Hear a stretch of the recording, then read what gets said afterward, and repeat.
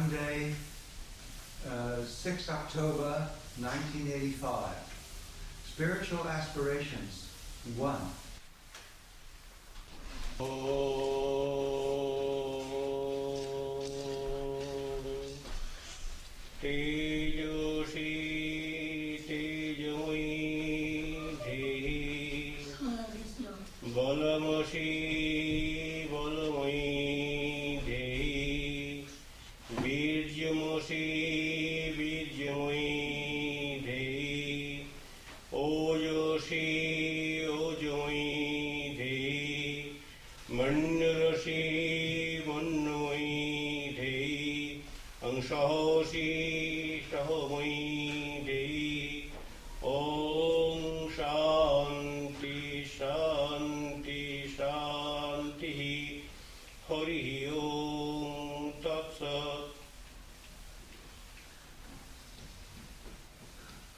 One indivisible, homogeneous mass of consciousness, popularly addressed as God, is within human tabernacle, and that God is the source of all beatitude, strength, wisdom, patience, perseverance, purity, and knowledge. May we be able to look upon ourselves as a spark of God and feel happy with God's presence within us. Let us meditate on this thing.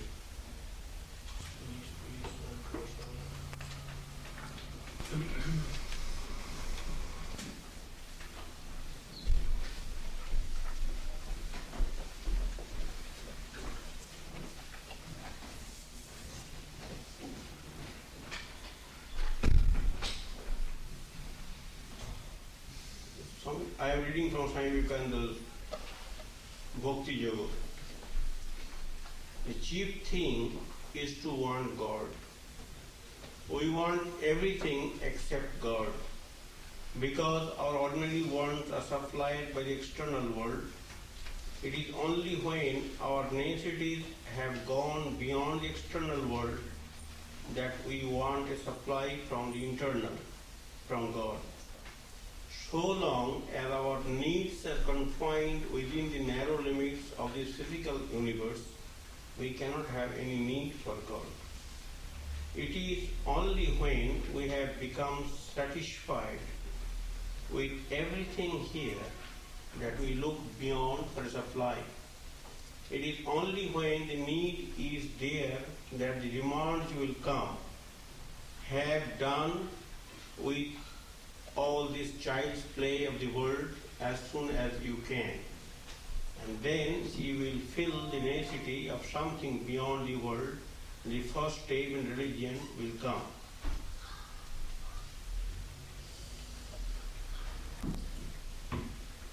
Want is that without which we cannot live.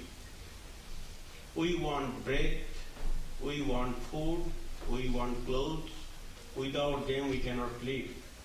When a man loves a woman in this world, there are times when he feels that without her he cannot live. Although that is a mistake. When a husband dies, the wife thinks she cannot live without him, but she lives all the same. This is the secret of necessity. It is that without which we cannot live. Either it must come to us or we die.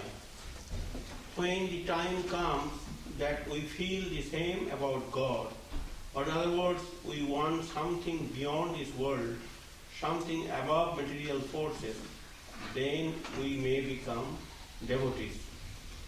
What are our little lives when for a moment the cloud passes away and we get one glimpse from beyond.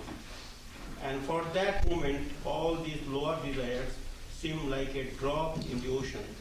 Then the soul grows, feels the want of God and must have Him. So, our topic being spiritual aspirations. So, spiritual desires come to a mind when that mind is tired of this world and its glamour. When it is searching for something greater and higher, purer and abiding. Only in that noble mind, in that high stage of human evolution, the sincere search for divine communication comes. Now, most of the people live a very shallow life. We unfortunately are in the lower rung of evolution, and due to that backward or the undeveloped stage of life, it is not mature, it is not well developed, it is not spiritualized, it is sensuous, it is material, it is earthly. So for that reason, we do not find that sort of hankering, and even if hankering is there, it is lukewarm hankering. It is not intense, it is not wholehearted, it is not sincere. And sometimes we may have some sincere desire, but we are not able to hold it all the time. So there is a story that the great orator Demosthenes in Greece, he is noted for his oratorical power. But even he came, but he was heckled by the public. Public was not going to listen to him, although he was a renowned and famous orator of the country. Then he thought it is better to draw the attention of the congregation by telling them a story. Then he said, well, I like to tell you a story. And he began in this way. The particular person purchased one camel to go to other places. In those days, there was no automobile. So the owner of the camel also with him, and the man was riding the camel. They were soon tired and exhausted. They want to have some rest. But in a desert, having no forest, no shade, how to have rest? But there was shadow of the camel. The man who engaged that camel, he demanded, I shall sit in the shadow. And the owner of the camel demanded, camel belongs to me, so shadow must be enjoyed by me, not by you. You are entitled to ride the camel, not to enjoy the shadow of the camel. And naturally, fight began, and they began to heckle each other, insult each other, and all that. Then he stopped, Demosthenes stopped, and the people said, what happened to them? What happened to them? Who enjoyed the shadow? Oh, you are now interested. Who enjoyed the shadow? Then he was able to articulate his message for which he came. So down the ages, unfortunately, we are always fighting for the shadow, not for the substance. We are giving all our energies, all our thoughts, all our intellectual abilities in search of something which is not edifying, not eternal, not abiding, not peace-giving. That is the wretched fate of humanity. Down the ages, whether scholars or non-scholars, rich or poor, that doesn't matter. Most of the people in the world are concerned with the shadows, not with the substance.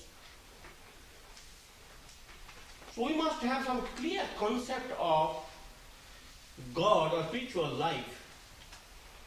Why we should aspire after? Why we should withdraw ourselves from this intoxicating world and keep ourselves exposed to that great thought, what is the benefit? What is the outcome? What we are going to achieve thereby? That clear conception will help us to sublimate our emotions towards a great theme. Without having that clear picture before us, it is extremely difficult for the neophytes, for the beginners, to hold that idea for quite a length of time. Very simply speaking, Gita says, Ishvaro sarvbhutanam vidyase orjunatishtrati. As I have told you, that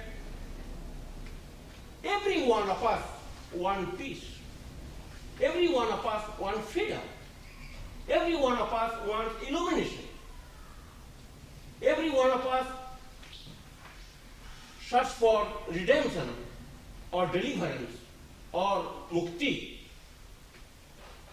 We are not satisfied with these ordinary things of this life. We aspire after something eternal, something perennial, something divine, something sublime. That being the case, where to get it?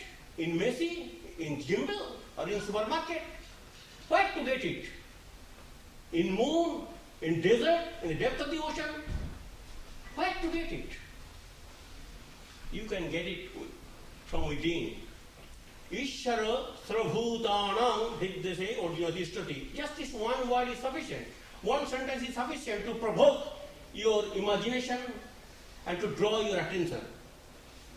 That God, that indivisible, homogeneous mass of consciousness, that Chaitanya, that source of beatitude, illumination, power, wisdom, enlightenment, patience, forbearance, is within you. Each soul is potentially divine. We are all gifted with that, endowed with that. Nobody lacking anything. Each soul is potentially gifted. A blind person, a lame person, a street walker, a poor person, every one of us is endowed with that great, rich heritage, divine heritage. God is eternally living with him or her, no matter where he or she lives and how he or she lives. Now, if that be the case, the God is sleeping within human tabernacle, and God is the source of all energy and peace, then how to actualize it, how to experience it, how to communicate with it, how to unfold it, how to radiate it, that's the business of spiritual discipline.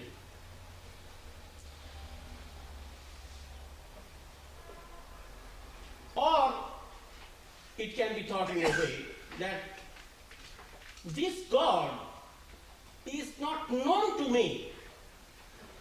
Then how I shall search for him whom I do not know? No, you know. Because we are composed of matter and spirit, Chaitanya and Jada. And then how we are enlivened, how we are energized, how we are animated, how we are acting by the power of God, by the power of spirit, which is living within us. Dead man never speaks, dead man never hears, dead man never enjoys. What is death? That ingredient in his spiritual principle is lacking.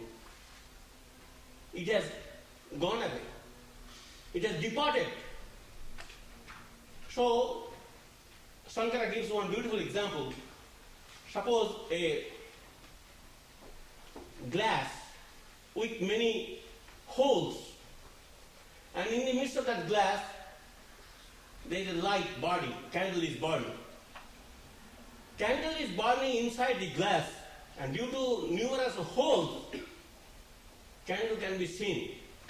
Candle's light can be enjoyed. So the God is within us in the form of the candle. And so many holes are there. From that holes we can see that illumination, that light. Because He is a living principle within us, that's why it is possible for us to enjoy our life, to transact the business of life. And senses are working only for its presence within us. That also makes a sense that when senses are activated, when life is being lived or energized, then He must be present. So His presence can be felt or monitored or experienced or understood in this way. Now, who can do that? It is a heroine's job or hero's job. It is not for the drowsy or for the people having lack of faith or lack of strength. Upanishad says, Nayamatma balahinena bhiya. Those who are weak-minded, it is not possible for them to make a progress in spiritual life because it requires stubborn willpower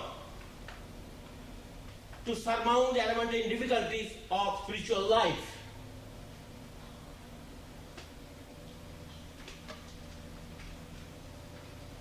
So, unless Indian scriptures give too much importance on the healthy body, if body is not healthy, mind cannot be also healthy. And without healthy body or healthy mind and healthy body, it is not possible for anybody to hold that idea for a long time to come and to enjoy. So, irregular and disorganized ways of living are definitely not good for spiritual life. To maintain a good body, we must have nourishing food, we must have some good ethical life. Overwork and useless work are to be abandoned. Mental disquiet and turmoil are to be avoided. And habit of unnecessary talking also should be eschewed. We dissipate our energy by becoming garrulous. Now mental dissipation also can be checked.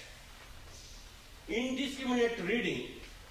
There are many people who are reading indiscriminately.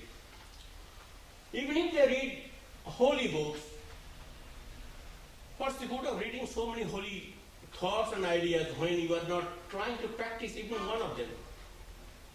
Now, Vivekananda says that library is never cannot be called a wise. The person who is reading the book can be called wise. Because our library has so many books, that doesn't mean library is wise. So business of spiritual life is to draw inspiration from certain passages of the scriptures or holy books and to translate it into action through stubborn willpower. It is not to be wasted in reading indiscriminately. Then purposeless controversy. There are many people who are habituated to talk, to argue with others.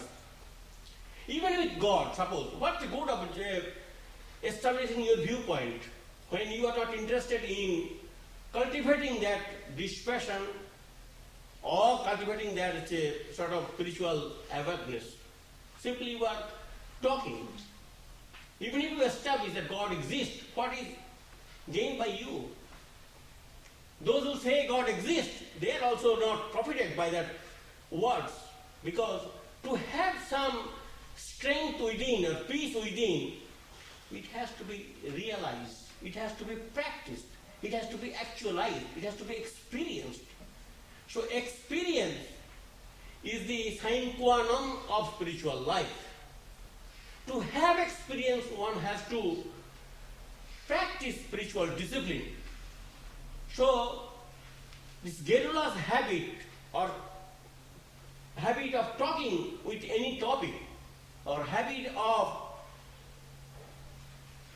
destroying your enemies through your arguments are also equally inimical to spiritual progress. Inquisitiveness in others' affairs. You see, if mind is not controlled, if mind is not trained, if mind is not spiritually imbued, if mind is not spiritually oriented, all these tendencies are bound to come. What will hold us? These will hold us, and I have got something precious business to transact. I cannot behave in this way. So your constant precious business will help you to withdraw yourself from these talks or from these controversies or from these curiosities. That means unless that steadfast desire is allowed to grow, unless we are fired by that imagination, unless we are drawn to the magnetic pole, ordinary human mind is bound to be wasted in search of something which is ephemeral and transitory. Fault finding with others, we all do. In varying degree, we all do. Because we have got no other important business to transact. That's why we allow ourselves to be cheated in this way. And over-ambitiousness or inimical. We must know our own potentialities, own power, own capacities. Over-ambitious projects will definitely make us depressed. Egoistic concern for perfection in others. Perfection syndrome is quite known to us. It is definitely good that we should try to do our things perfectly. But perfectness cannot be achieved in all spheres of life.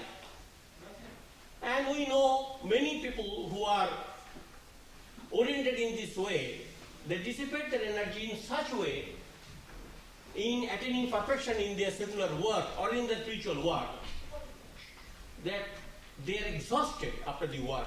They are tired. They are lacerated. And these lacerated people, or tired people, exhausted people, they are not able to enjoy afterwards. Suppose I am given the task of doing something before puja or anything, and I dissipated my energy in such a way, physical and mental both, that I am not able to enjoy the puja itself. I have finished all my energy, exhausted all my energy before that.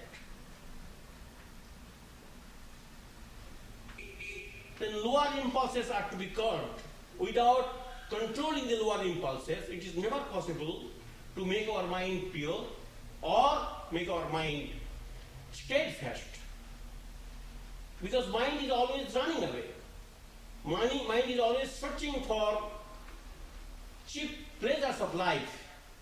If the mind is not controlled, if the mind is not arrested, if the mind is not trained, if the mind is not spiritually oriented, natural tendency of the mind is to search in the ordinary sphere of life satisfaction.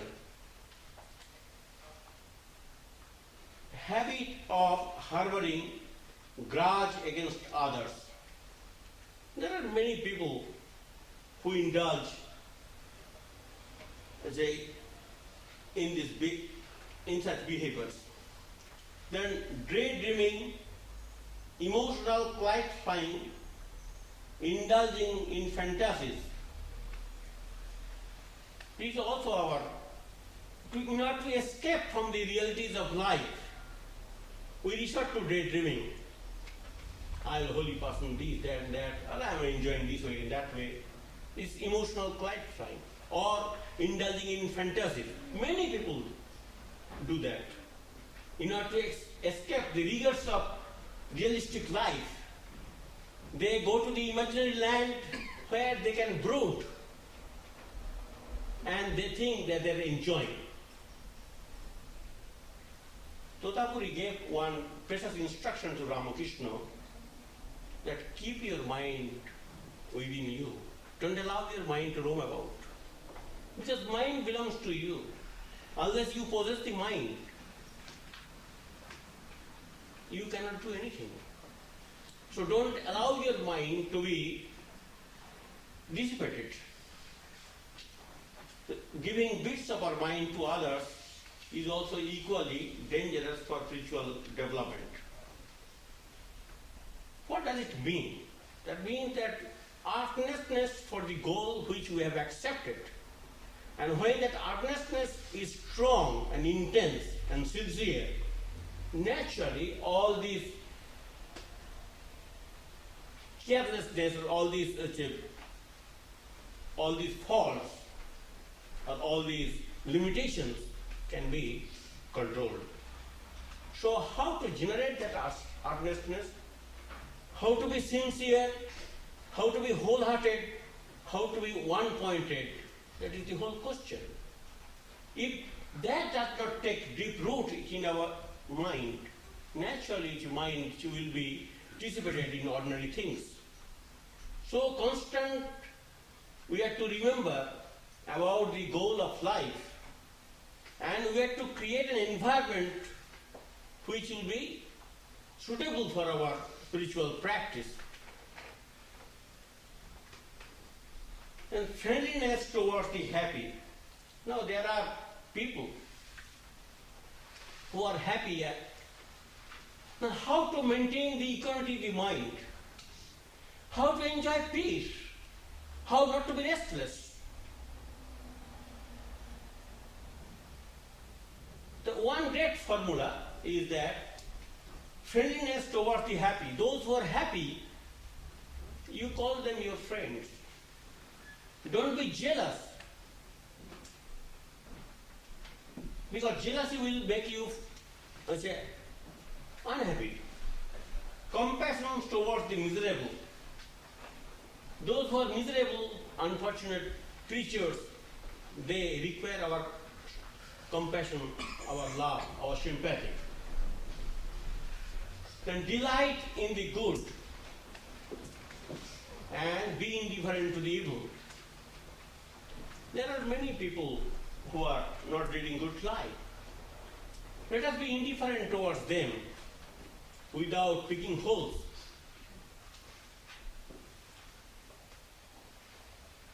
Now, spiritual life also demands introspection, reflection, meditation, discrimination. Without the constant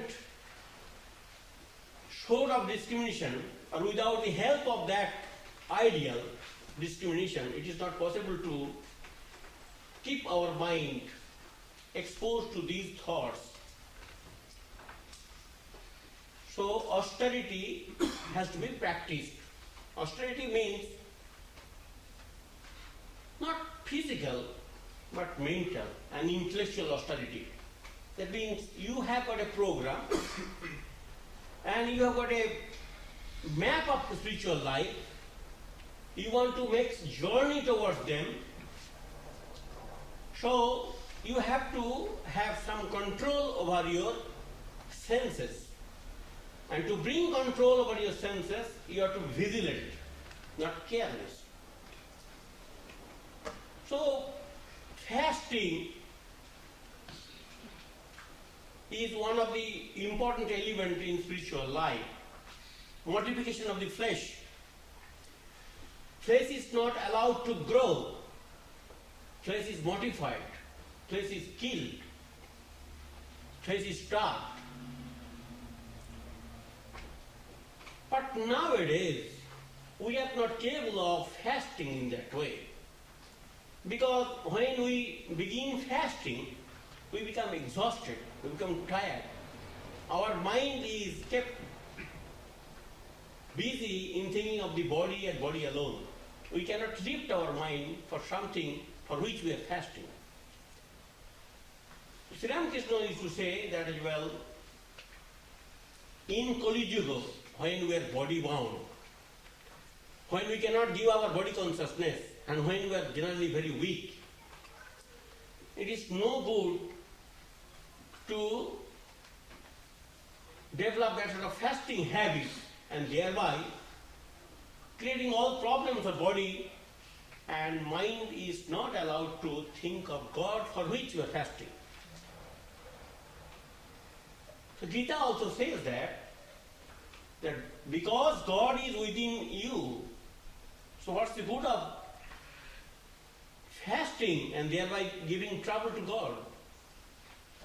So if you think that this body is the temple of God, and if you think that this body should be maintained for the satisfaction of God, so body should be given some nourishment which will help you to purify your mind, to elevate your mind, to concentrate your mind, to meditate on God.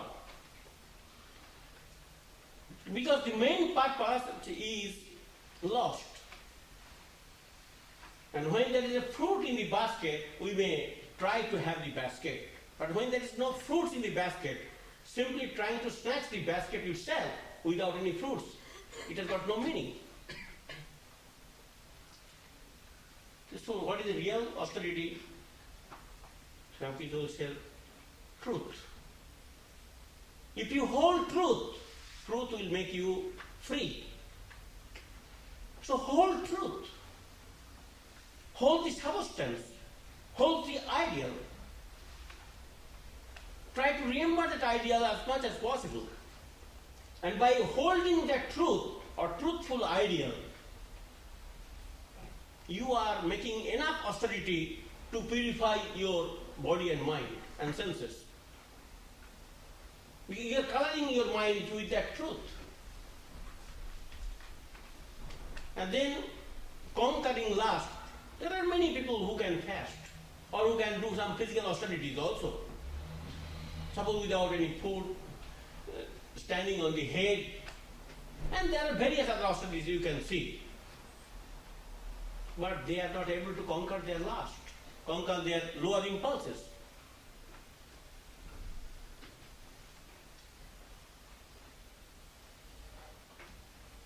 In fact, I was surprised to hear an incident from one of our friends, that there was a camp for the yogis in India where they are training themselves to become a yogi. There are women's section was there, male section was there. I got information from the person who was also in that same camp practicing judo for at least 1.5 years.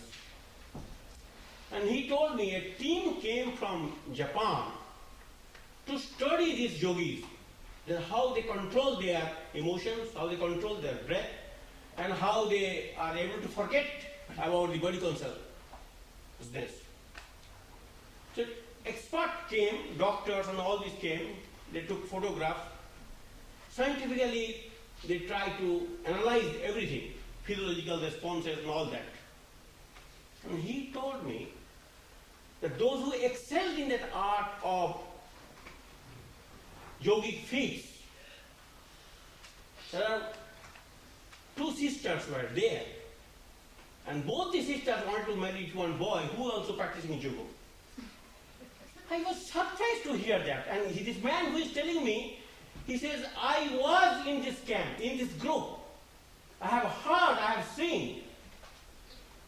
I am really surprised. That means, you see, without conquering lower emotions, without conquering lust and all these impulses, simply by exercising some breath control and all these things, will not help you to realize the truth or to enjoy truth or to be peaceful.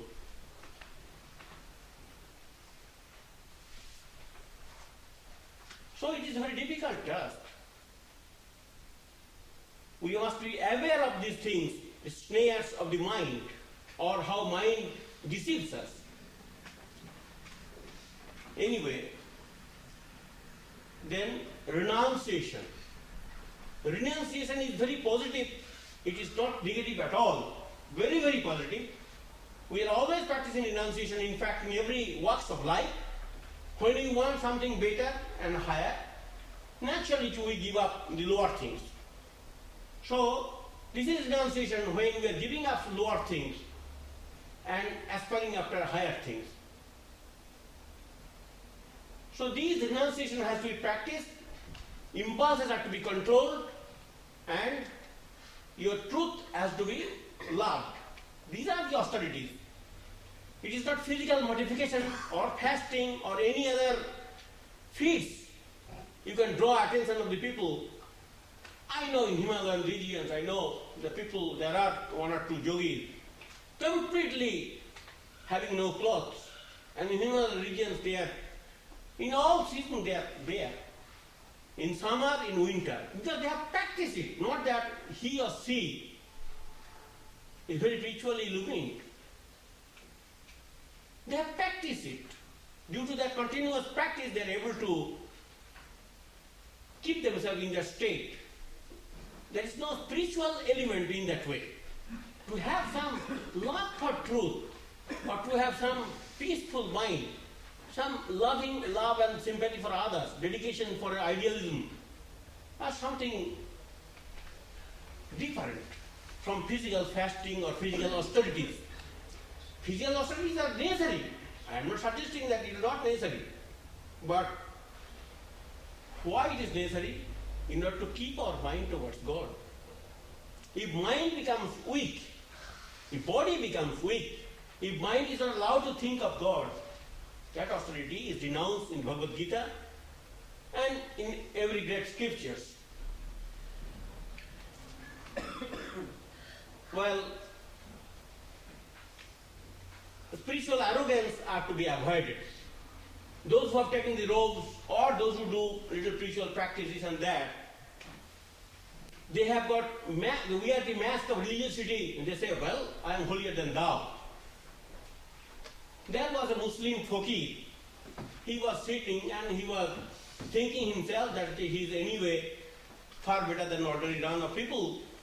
But he saw, to his astonishment, that another gentleman was sitting with women and he was drinking something out of his bottle.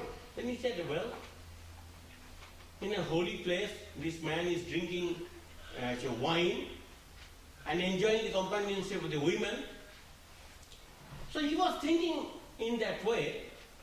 Suddenly, a boat was capsized. They were sitting near the bank of a river. And this gentleman, that Muslim fakir or Muslim, what is called, saint, he was counting his beads. But that man rushed immediately and rescued all the 6 drowning people from the boat. And then he came that after all, every man has got some good sense. He says, well, I was thinking that you are just an ordinary person, but I am now surprised to see your sense of dedication, sense of love. You took full risk of your life, but a risk of your life you saved these people. So he said, I was also watching you. When you were watching me, I was also watching you. Well, this woman is my mother, and I am drinking water because I could not bring any pot. This is not wine. So he says, as you have rescued these 6 people, you also rescued me from egotism, from conceit. I surrender at your feet. So he was a holy man, leading holy life, and he is ordinary person. But ordinary persons, without wearing the mask of religiosity, is far greater as a human being. He had love, he had sympathy, he had dedication. Whereas that sage was not spiritually elevated in that way as to express his spiritual beatitude in the service of the others. So patience, perseverance are very important. That without patience, without perseverance, nobody can enter into the realm of spirituality. Then self-reliance, or that illumined faith which helps us to proceed our journey towards the goal. What is there? Well, you have got a full map before you, and you know that the scripture says that God is within you and God is the source of beatitude. Then why I should be depressed? why should I be faithless? So belief means ordinary belief, that yes, it is said like that. But to have a strong faith in spiritual life, you have to have some inspired mood. And that inspiration will help you to translate it to action and enjoy your beatitude. So Buddha says, opened are the gates of immortality, ye who have ears to hear, release your faith. That means you have heard, you have read that God has been enjoyed by the holy person down the ages. By practicing this faith in the scriptures or in the traditions or in the testimony of some great illumined souls will help you also to develop that inspiration.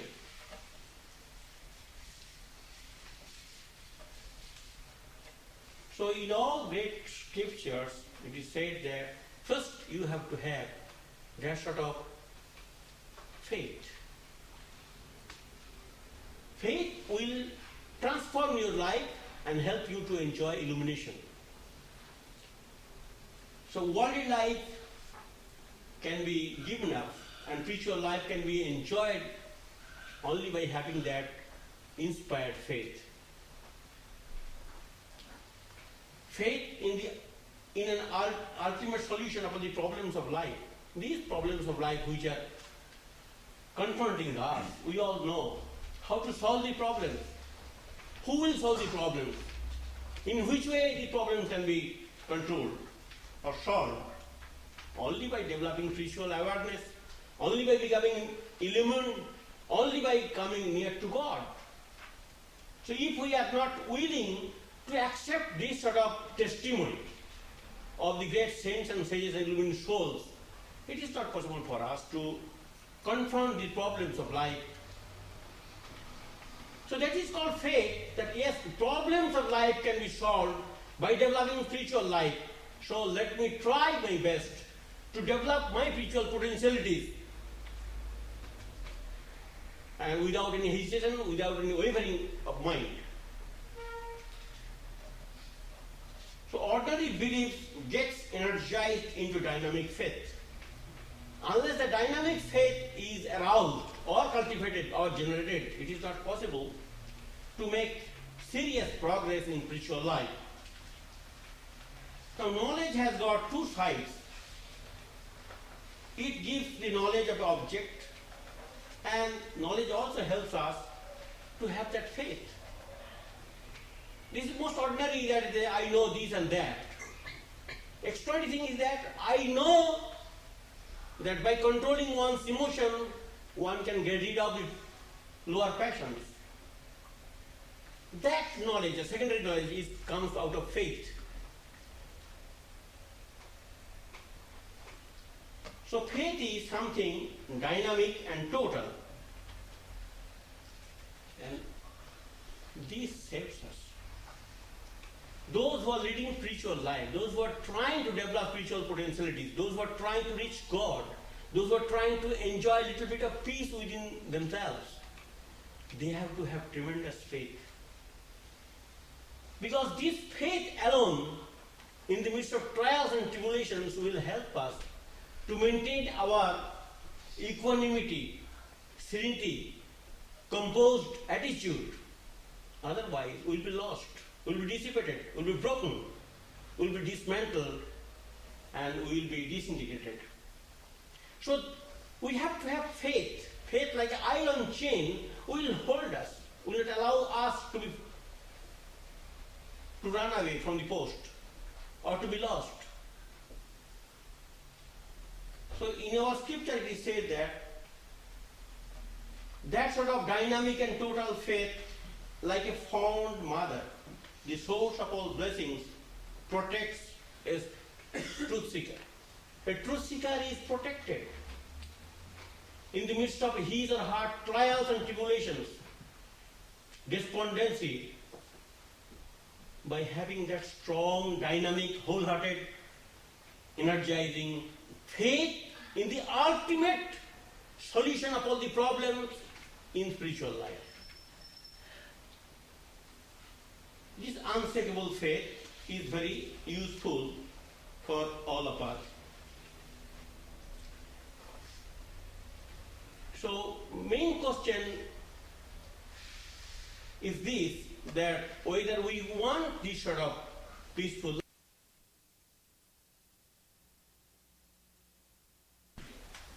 doggedly, then we are to have that sort of faith, cultivate that sort of faith, that yes, this is the route trodden by the illumined souls, down the edges. Understanding its difficulties, it has to be pursued. So let us pursue with all sincerity this religious program which will bring peace and harmony in our lives, which will be enough to control our lower emotions and which will solve all our problems. So we must be imbued by that faith in the solution of problems by developing spiritual life. Well, it is very pleasing to think, very satisfying to think that very few people are gifted with this faith. Very people undertake journey in this hazardous path, but they are the salt of the earth. By their spiritual emotions, they are constantly helping humanity to hold that idea. So these great peoples down the ages had rendered a great service in upholding that spiritual ideal. And that ideal, when pursued in our own humble way, we also enjoy happiness within ourselves. So in the higher stage of evolution of human life, this sort of feelings overtakes us. In the lower life, we are too busy to enjoy our sensuous life, gross life, earthly life. But when we are little elevated, little promoted, little matured, we seek peace from within, from God. That peace-seeking mentality coming in contact with God, or nearer to God, is the goal of spiritual life. Let us try to understand the beauty of spiritual life. Let us try to emulate the high examples exemplified by great personalities, and let us try to devote our energy in enjoying that life within ourselves. So this sort of practice, this sort of devotion, this sort of dedication, this sort of suffering too, in the quest of spirit, are very rewarding, very satisfying, very ennobling. In this whole world, there is no business which is more rewarding than this. Those who are trying to control their emotion and trying to sublimate their energies in search of truth, in search of God, they are the highest specimen, they are the highest type of people. And these peoples are the great benefactors of human society. Let us not forget that ideal. Let us not be indifferent to that ideal.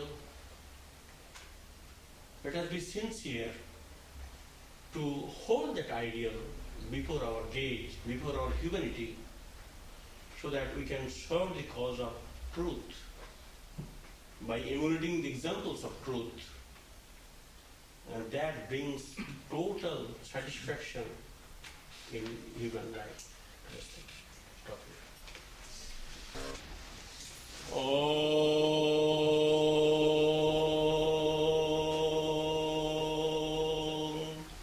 Asato Ma Satgamaya Tamoso Ma Jyotirgamaya Mrityormayamitangamaya Avirmoedi Rudra Yate Dashinam Mukham Te Namam Painityam Om Shanti Shanti Shanti Harihi Om Tat Sat.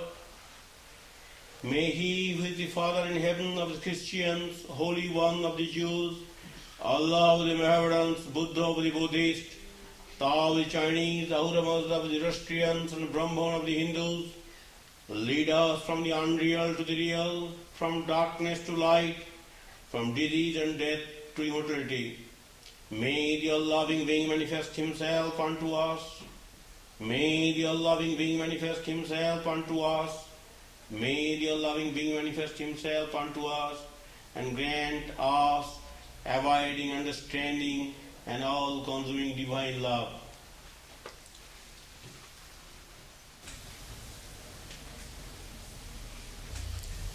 Om, peace, peace, peace, and peace.